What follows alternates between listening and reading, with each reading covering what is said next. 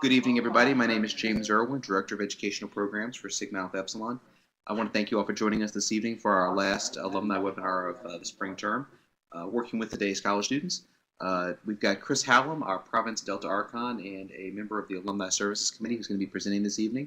So without further ado, I'm going to hand it over to Chris. But first, remember that at any point in time tonight, you can chat in the bottom right-hand corner with the fellow constituents that are with us, or you can ask a question at any time in the Q&A box, and if it's something I can answer while we're going forward, then I'll answer it. If not, then we'll save it for Chris to answer towards the end. So Chris, take it away. Thanks, James. As we mentioned earlier, my name is Chris Hallam. I'm the Province Delta Archon, and I've worked at Ohio State full-time for the last 10 years, and I've been a chapter advisor for the last 6, and then Province Delta Archon for the last two and a half or so. So I wanted to present to you about working with today's college students based off of some things that I've learned over the years, as well as based off of research and studies. The default of any individual, and in particular alumni, is to treat college students either as how you remember yourself at that age, or for some, how they see their children. In doing so, what I've found with a lot of alumni is they run into a lot of rejection or confusion about kids these days. And I don't particularly like calling them kids because I do believe that college students are adults, but they're adults who are growing and developing because of their experiences that have been shaped by how they were raised, as well as touchstone events in their life. What one needs to know is there is a vast amount of research on the stages of development in college students, many in higher education, as well as some of our own SE staff members either have master's degrees or PhDs in this field. Knowing about these research-based observations can hopefully make you have a greater impact upon your chapter, your province, or any college students that you work with. So here's our learning outcomes for this evening. I want to effectively provide research-based insight to the development of college students. I want to break down individual characteristics of millennial generation students and how they materialize in fraternity men. And then I'll provide strategies to work with them that may be different than when alumni were undergraduates. The research on millennial generation students and beyond is vast, and new research is available monthly. However, there is some, but not a ton of research that really looks at it through the lens of fraternities and working with a self-governance organization. So I want to briefly, so that you're aware of the theories that guide my suggestions, I want to briefly go through what are some key development theories of working with college students. The first is Chickering, which is the psychosocial development of college students. That is really students go through these vectors or stages of social development in a sequence from ages of 18 to about 24.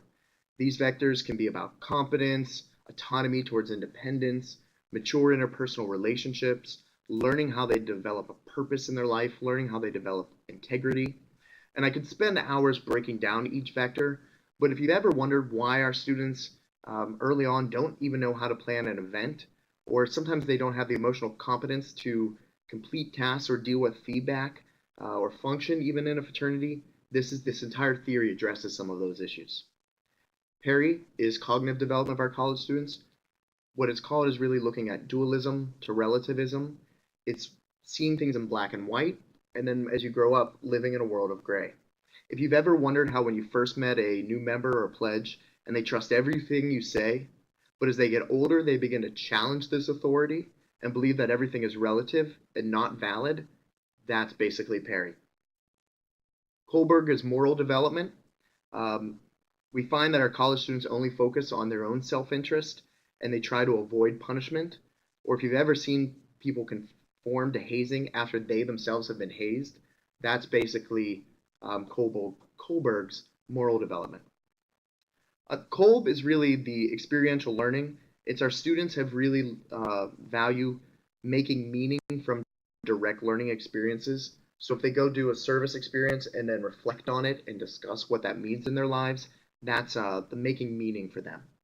Finally, in a book really called The Rise of Millennials, it really talks about how life-defining events such as 9/11, the war on terror, the current economy, has impacted our students' view on the world and then also how they were raised. They've been taught to be shielded from failure and fear, but they also really embrace giving back to society. They're very, as you may well know, technology-based, have micromanaged lives, really have struggled in communication, and some of this has complicated some of the research that I just talked about. The interesting thing is there's a boomer generation, a Gen X generation. We're really currently not seeing a change that much in the millennial generation. So that was your brief lesson on development of college students. And after reviewing these theories, I decided to extrapolate specific studies and place them thematically into 3 categories that I hope will be most relevant to you. So I want to talk through communication with our college students, motivation and execution with our fraternity men, and then accountability. And hopefully this will ease our level of understanding. So I'm not going to read each of these to you. I want to briefly talk through each one of them. First, in communicating with our fraternity men, they may feel that everything is an expression of their individuality. So if students who have tweet or social commentary, they may believe that is their individual expression, and they struggle seeing how that's reflected in their fraternity because it's just them being an individual. In order to get them to realize that individual acts reflect poorly on a fraternity, what I found and what some of the research says is you have to recognize that they made an individual decision and that they may not like it, but public perception is that an SAE committed the act. One time I ran into this with men who were tweeting at a presentation, and some of the tweets were scrolling behind the speaker. And one of the men made an expression, a homophobic comment through that tweet. And in doing so, the fraternity community thought that SAE was homophobic. And he really struggled understanding, why can't they just blame me for my mistake? Why can't I just apologize? Why is this reflected on a fraternity? And we really had to have a good discussion about that in his identity development. Feedback needs to be constructive and sensitive, but it can result in tears and resignation if pushed too far. Our men actually can deal with feedback pretty well, but for the trophy generation, as they're called, you may be the first person who's ever had to give them direct feedback. Some will be thankful, but some it's going to take a lot of time for them to reflect upon it to see the value in it. I once had an EA a year removed who came back to me and said, you know, I really struggled working with you, but now after about a year, I realized all the feedback you were giving was trying to benefit me as an individual. If you're too blunt or too harsh, they'll often just miss the notion. You really have to plan specifically how you want to give that feedback. Be compassionate, but you also have to be very clear in what you're communicating, and then let them know specifically what follow-up may need to be given and you want to see from them. When done in this way, I've actually seen men be very responsive, and they don't push away in resignation, but it really has to be very strategic. They do not respond to do-it views of authority, and this is probably what I see most frequently in advisors and talking with advisors, or talking with some of even our fraternity staff, that when you just say do it, it does not work. Plain and simple. They give up. They think you're not listening to them. They think that no one is focusing on them as individuals, and the reason it may not be able to get done. Where this is most difficult for me is particularly in one-off conversations. So as a Province Archon, sometimes I only have a chance to talk with them on the phone one time, and I don't have the ability for long-term conversation that can help them to listen to them and encourage different actions that will result in a good final product that I wanted them to do in the first place. So what I really work to do with this, based off of some research that I did, is I have them focus and always talk to me about what is their goal. Then I break down what items I need them to do and how that helps them meet the goal.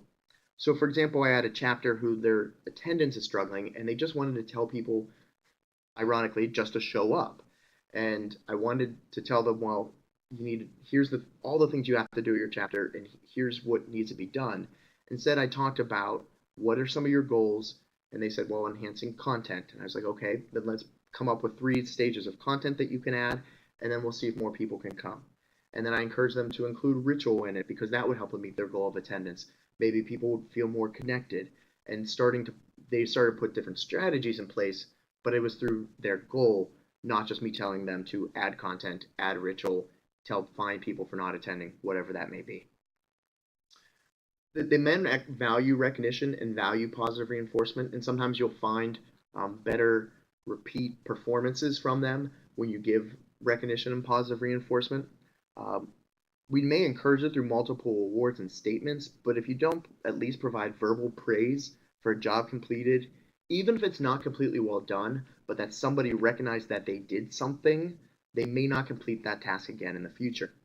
I once was processing with seniors why people couldn't understand all the great work that they had done and no one seemed to respect them. And it wasn't that they were saying that people weren't respecting them, they were saying that they weren't being valued for the work that they had previously done. So I worked with them and started giving more verbal praise as the years go on for the actions, and I started to find that the chapter felt more valued, even though it was coming from me.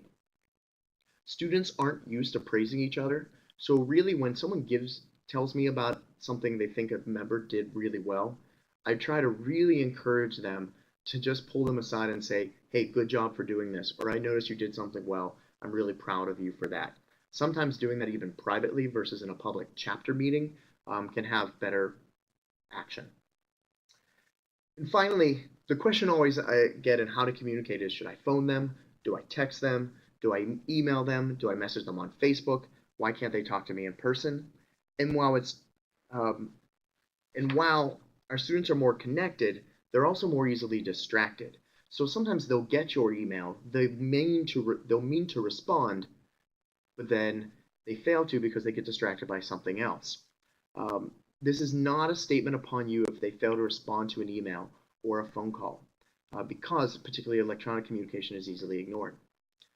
So one strategy that I encourage you to employ is I have notes on each of my EAs in my province on the best way to contact them. Sometimes they may say to email them, but I find Facebook messaging, they're a lot more responsive.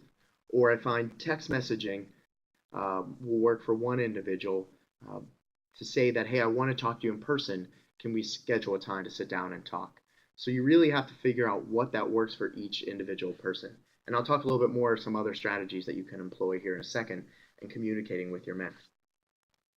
So, how do I communicate with fraternity men? One, I help them find an opinion of a group, often another fraternity that they form from one individual. What I mean here is to address the statement or the point of that they see everything as an expression of their fraternity. So I really do this over and over and over again with our individuals and say, when you're frustrated that you're seeing your individual expression reflect SAE, what is it common when you say that, oh, Sigma Chi or Phi Kappa Psi, they're all like X?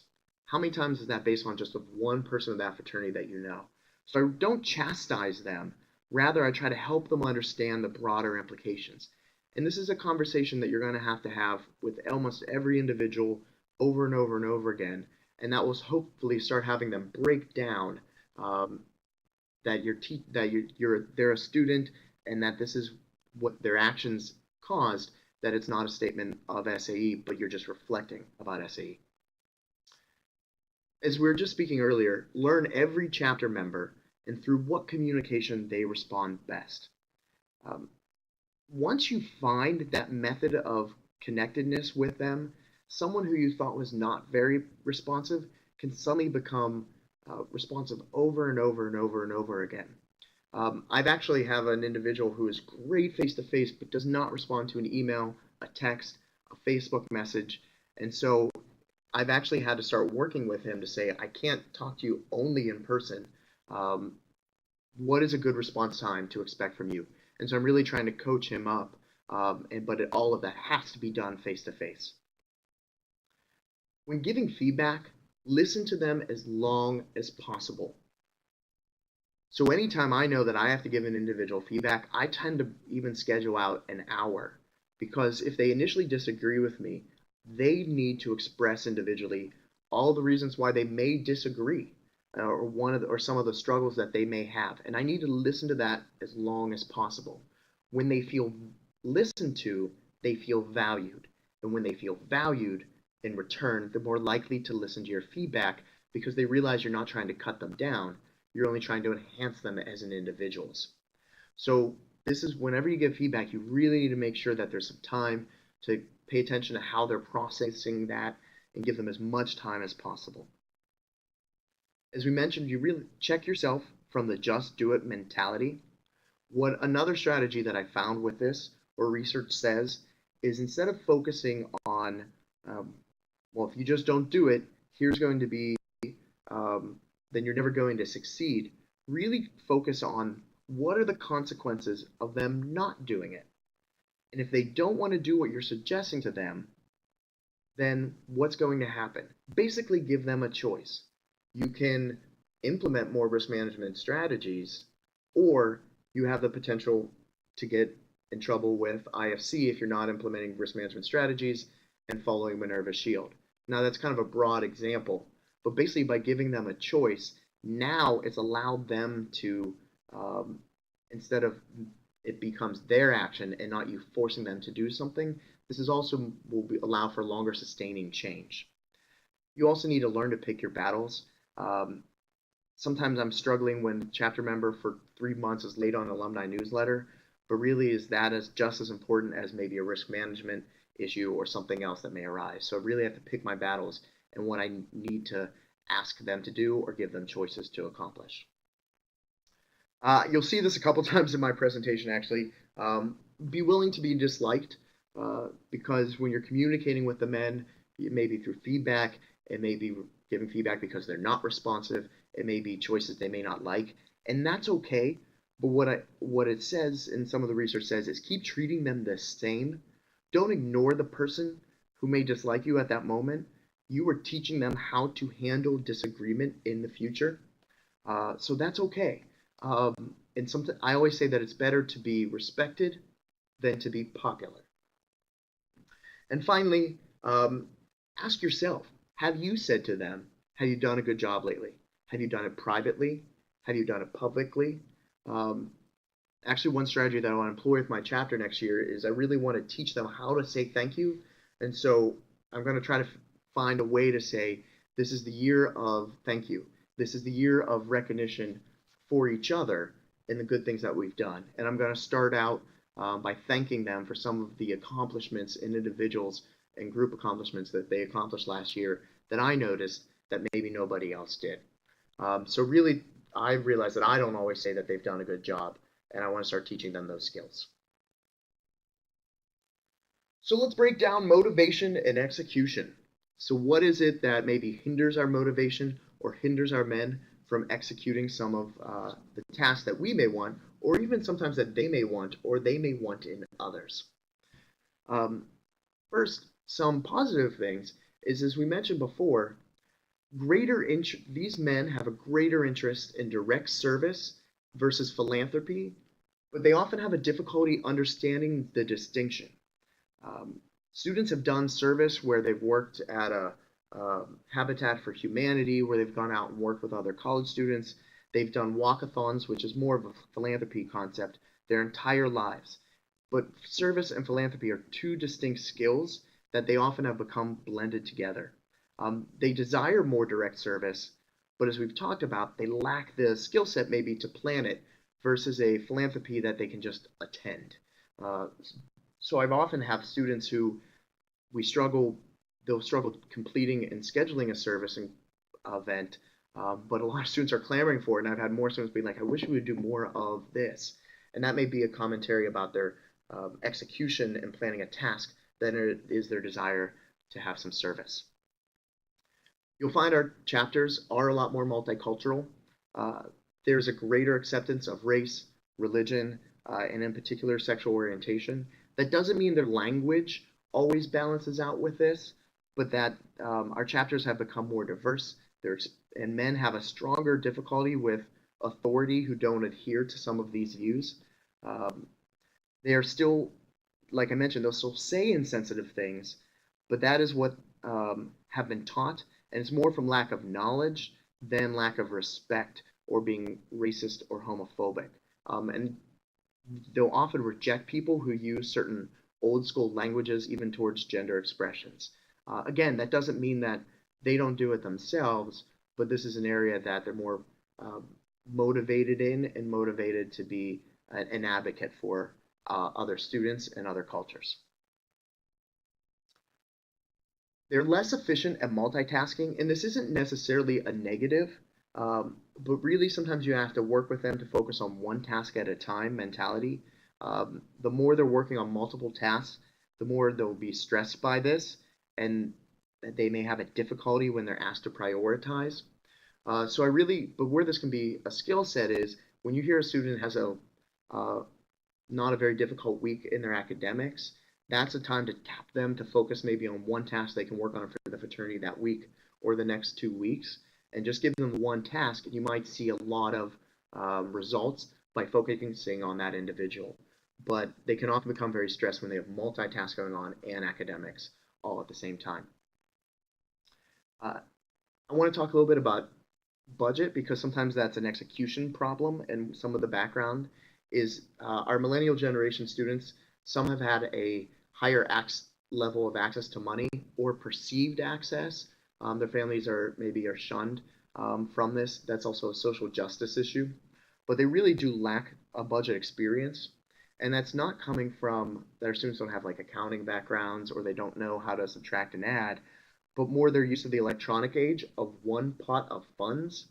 And so they're not used to learning how to reconcile their budgets to a bank account, and they're not used to budgeting for events. So when you're struggling, when our students aren't able to execute events at the end of the year or aren't able to pay certain amounts of their dues, again, that may be about an experience of managing their one pot of fund that they may have or their family doing it for them. So this is a skill building technique that you may have to teach a lot of our students about.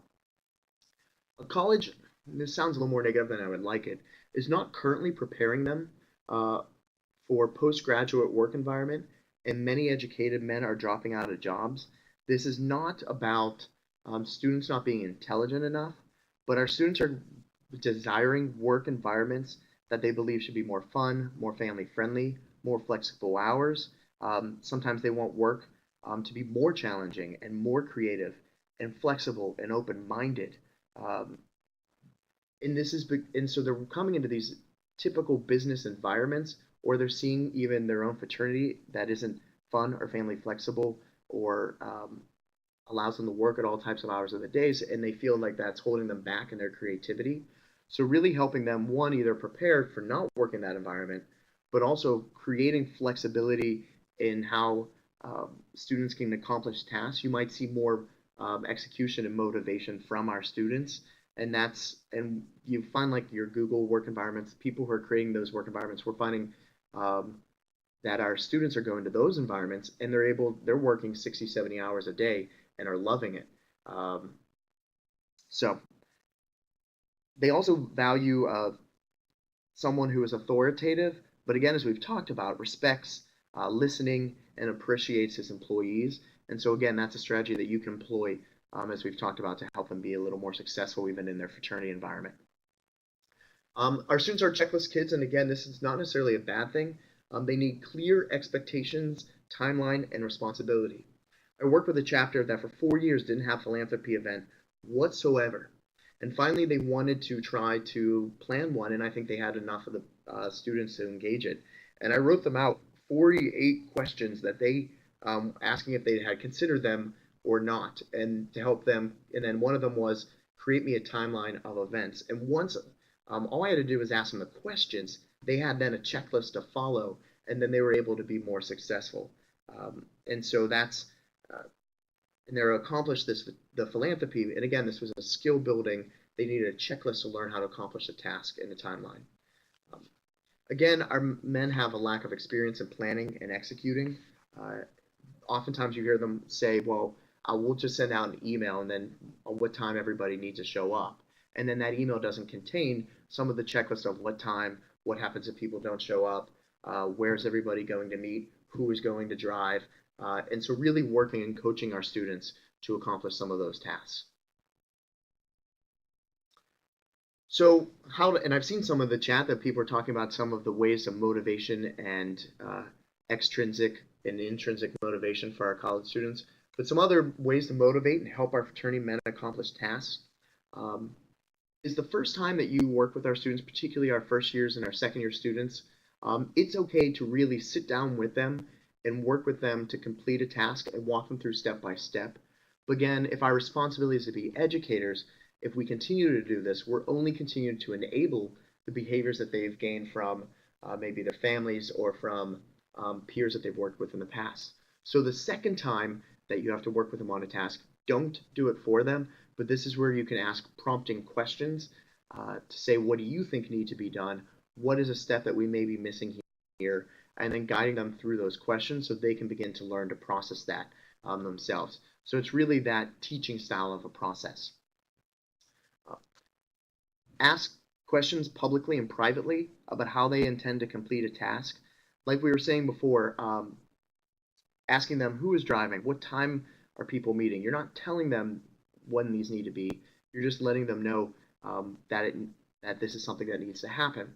I had a chapter that was planning a formal. When they showed up to formal, there was no DJ and there were no speakers, and they asked the event space why, and the event space just said, well, we don't provide that, you do. It was in the contract that they had to sign. And so it's okay sometimes to ask some of those stupid questions of them. So what about a DJ? Do you know if speakers are going to be provided? How is this going to work? Because hopefully they're not really thinking, sometimes they're making assumptions of what some of those step-by-step processes may be.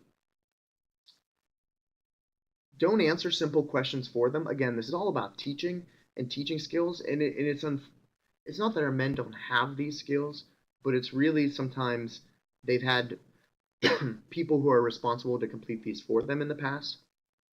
So don't answer simple questions if they were already provided the answer, or if it's something they can figure out on their own.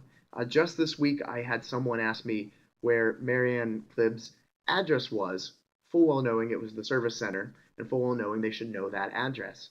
And instead I said, you know what? You can find it on se.net, or you can Google it, and you'll find it yourself. I'm not going to provide you every little answer themselves. I once, don't ask why, had a student ask me how to refill a fire extinguisher. And again, I said, I just Googled it. I found the answer. Now you can go ahead and go do it yourself. And again, this is trying to teach them that they can figure out these answers themselves. As we talked about, really engage their desire for service. Again, most men think that their chapter doesn't want to attend service events, but it's really because that they won't want to attend because they're lazy, but it's really quite the contrary. Even if your service chair or someone is not working on service, find someone who's passionate in this area, and you'll be amazed at how many people will engage in this or be thankful that they engage in service or that their chapter is planning some of it.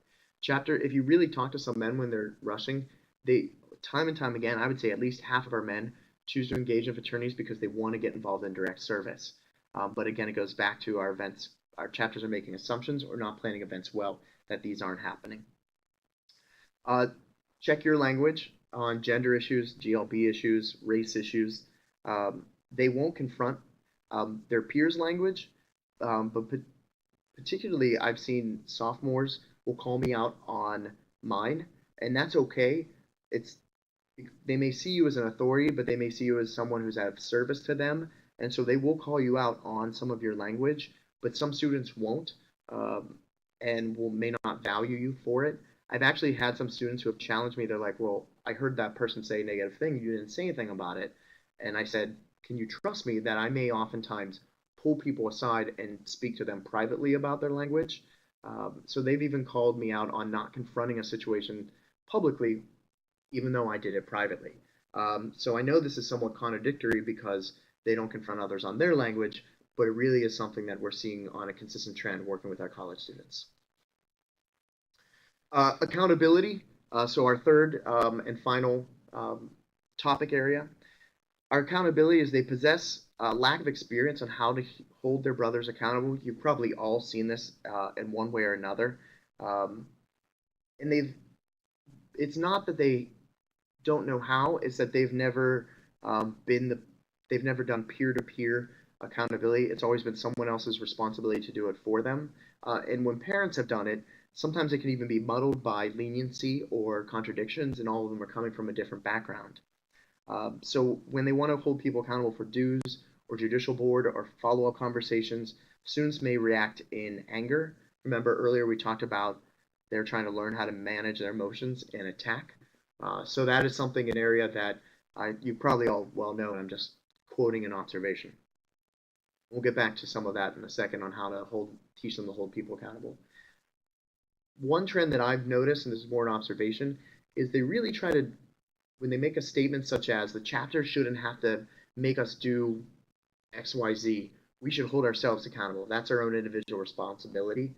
That's actually a statement that they're deflecting their own accountability, because in the heat of the moment, they don't want to be held accountable, so they're just saying, hold me accountable later. And if you know, that's usually the hardest time to hold someone accountable, is particularly in instances where alcohol is involved. So this is a deflection statement. I've seen this come up with our chapter had discussion that they were really concerned about maybe some of the binge drinking that had occurred the previous weekend. And the chapter also started saying, well, the chapter shouldn't have to hold us accountable for our binge drinking. That's our fault. That's our responsibility to do it as individuals. And I had to speak up and say, no, we need to talk about this as a chapter, because we reflect on each person. Again, your individual behaviors reflect on the chapter. We're not going to deflect here. We're seeing parental involvement at the fraternal level. I'm guessing you may have seen this or not. I've seen students who are put on social probation because of their academics, and I've received phone calls from parents about why their student pays all this money and they can't involve themselves in social events. And I said, well, one, they need to work on not getting a 1.2, and second, I'm only going to work with the student. I respect that you may have concerns here, but in a fraternity, we work peer-to-peer, and if your student has a concern, they can come and talk with me about that. But we are seeing parent involvement.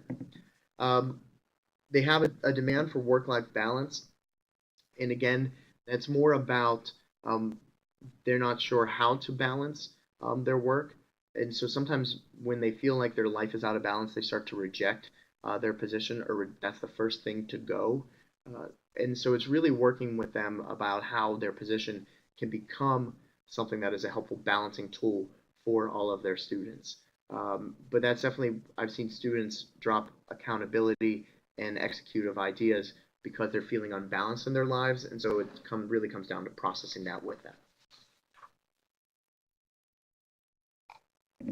So how do we help hold themselves accountable and others accountable?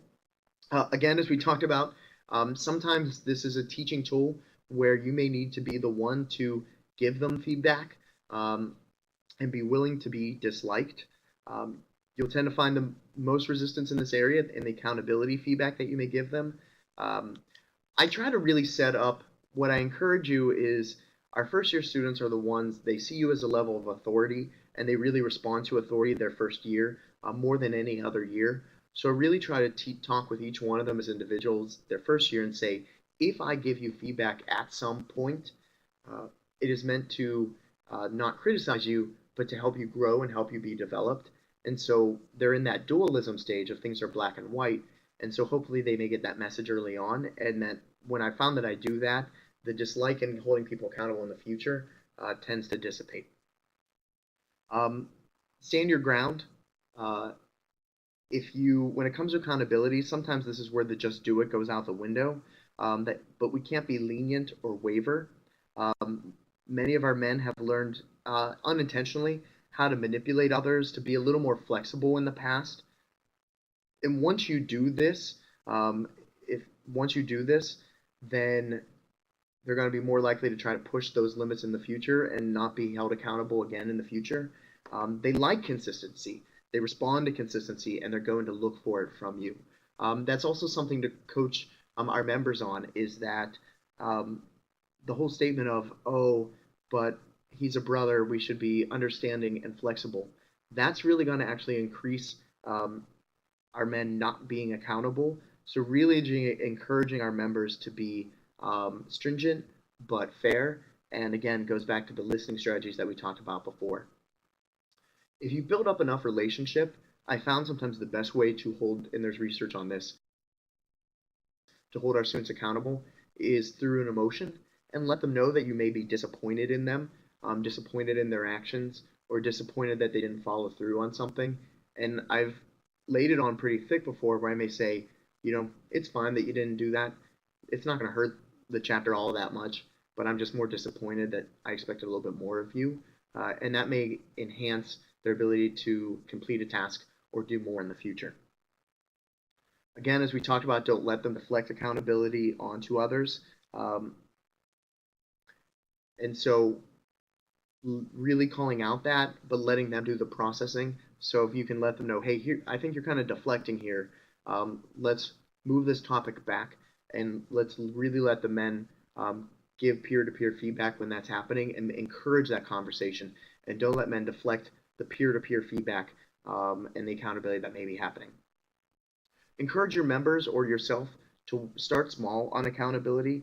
If you think your chapter has an accountability problem, work with maybe a particular chapter officer to stay firm on one small thing, and then every semester increase what they're doing or increase their accountability. And little by little, you'll start to see people be responsive. But one, this is again cognitive development. You really need to announce when new standards are being adhered to.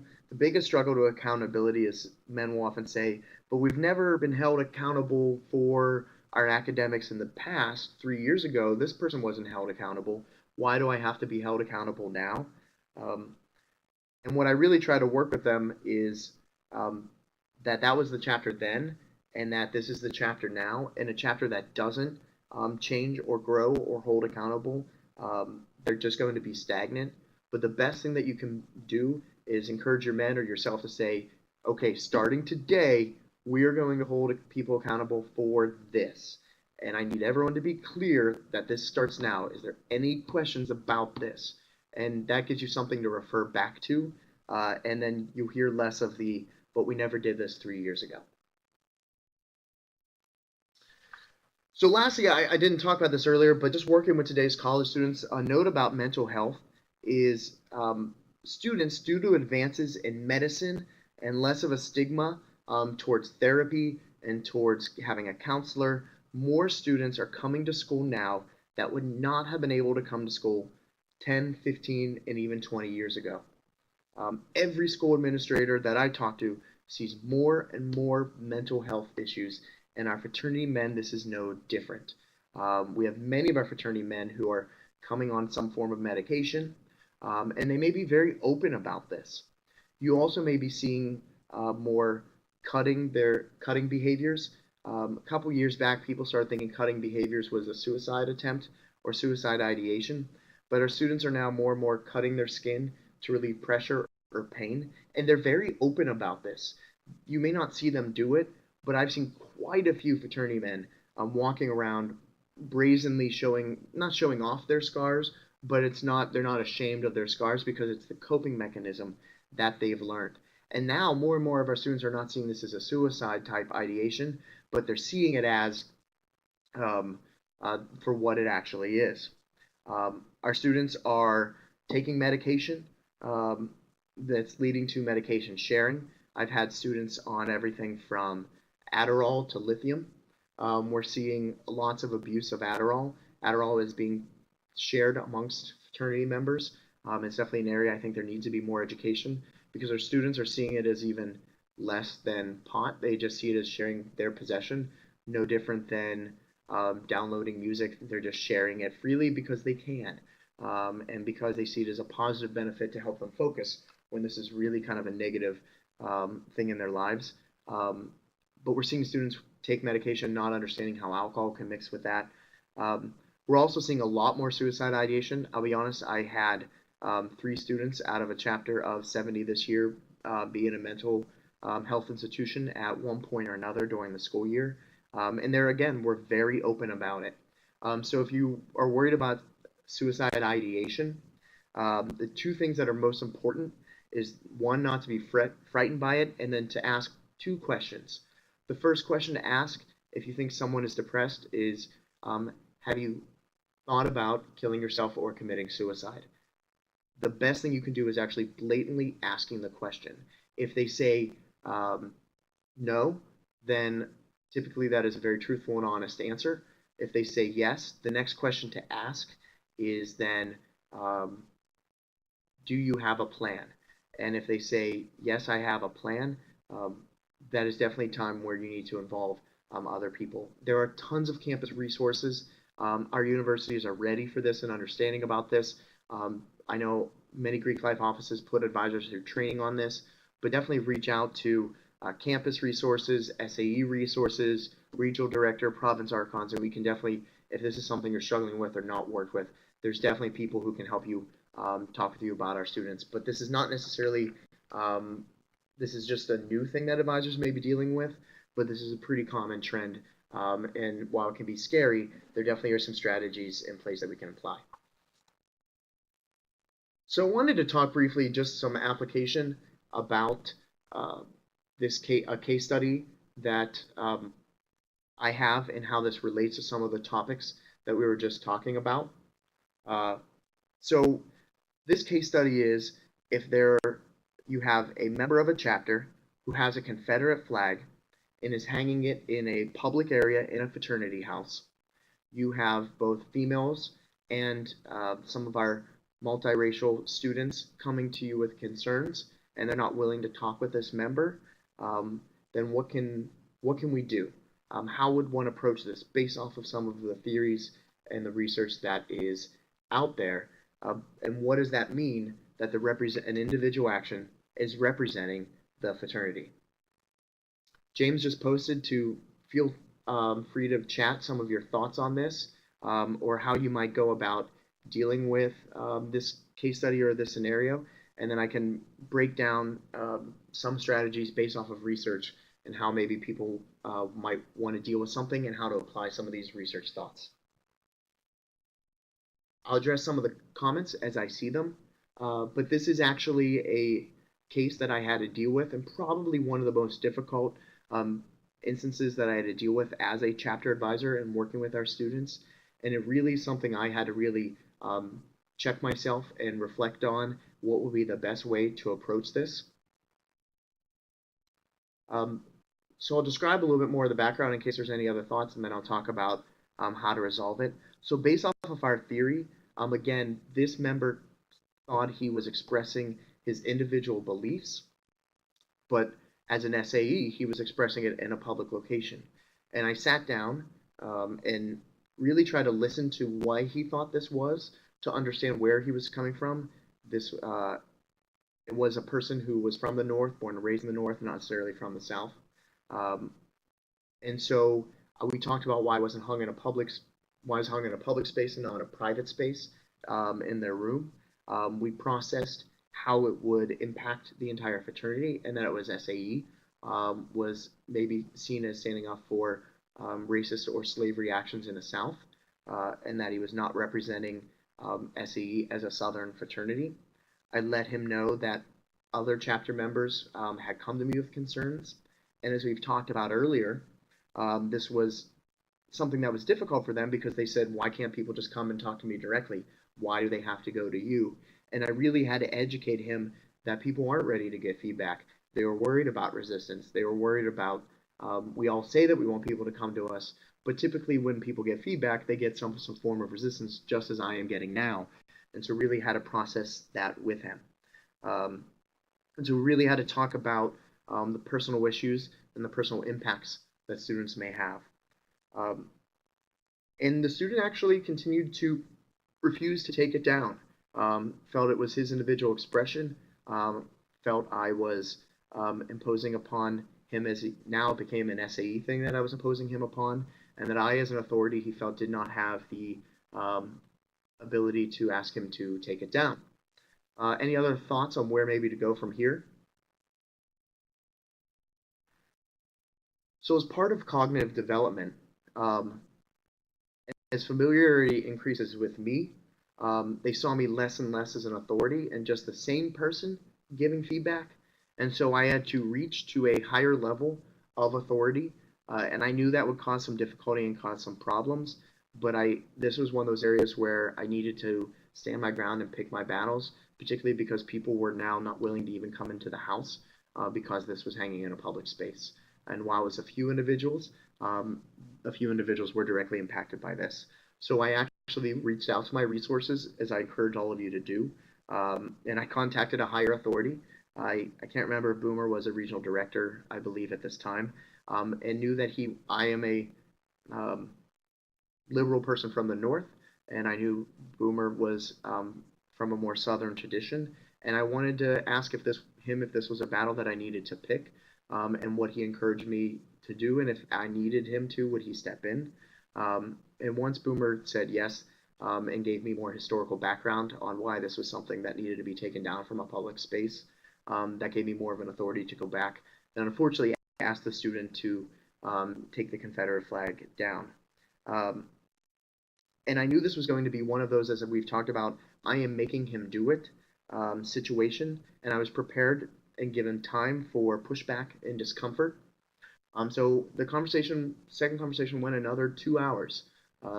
While they didn't like it, they at least felt listened to, and but they were still uncomfortable with me at that time. I continue to treat them as an individual and as someone that I respected and valued, and that this was not a reflection on them as a whole, but just in this moment, an alerting moment with them. It took a while, but they did come back around, and has been someone who I've now even consulted with on fraternity matters in the future. It's someone who, by willingness to listen to them and respect them and continue to treat them as individuals, it's someone whose opinion I do value, but this was just an isolated moment. And so there was a lot of expressions about individuality, managing emotions in here, dealing with accountability issues, dealing with peer-to-peer feedback and accountability. So I just thought it was one aspect that really took a lot of some of the theories that we have been talking about. Finally, here's some resources. So if you go back and want to look at where some of these resources came from, that you can pause this on YouTube later and come back and look at where some of these resources may be. I'm giving you some broader ones, so because I could give you probably 10 to 15 books and articles that you can read, but if this is something that you're interested in, that you can read up upon later. And so again, my name, here's my email address. You can don't hesitate to contact me. But is there any questions that I can answer for you at this time? Chris, take a look in the chat. Looks like David Ford's got a question for us. Did that situation lead to new guidelines or rules set forth? It didn't at that time. It taught me to have better conversations about individual expression in the future. It's something that I actually am going to revisit this year, because I'm also starting to see, people posting maybe like female photos in a hallway or in a bathroom. So I'm starting to see another example of that come up. And so I myself and the EA are tasking our housing commission, a task force, to review bylaws about the house and house rules. And that's one question I'm going to ask them, is about public space and what could be hung and not hung in a public space. It's a good question to ask at the time. I'll be honest, I think I was so drained from the situation for the 2 weeks that I had to deal with it that I wasn't thinking in the long term at the time. But now I'm starting to see it in other ways.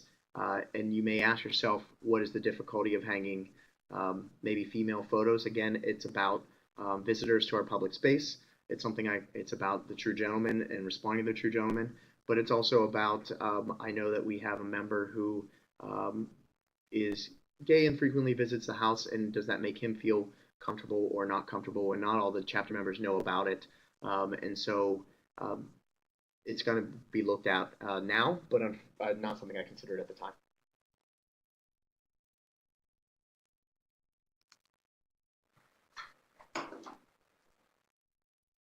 Other questions?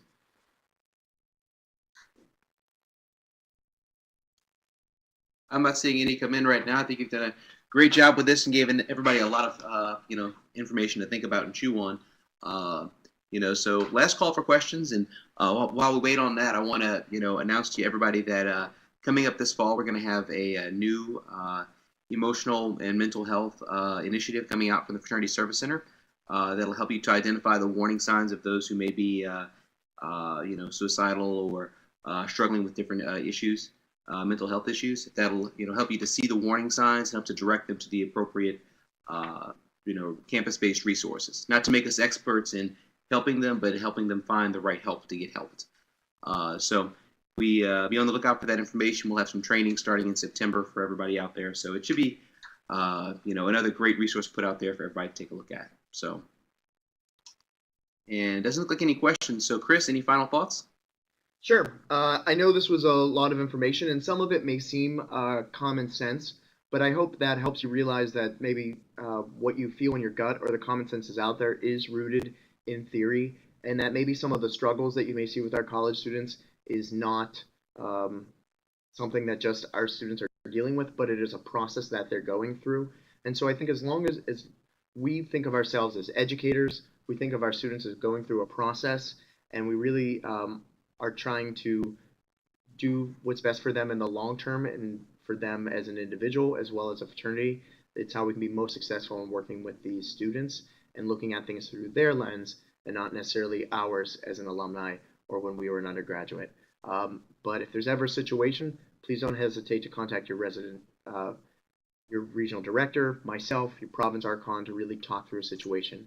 I talk through situations in individual students, and I look up theories and strategies to employ all the time. It's an ongoing process, but an extremely rewarding one as well.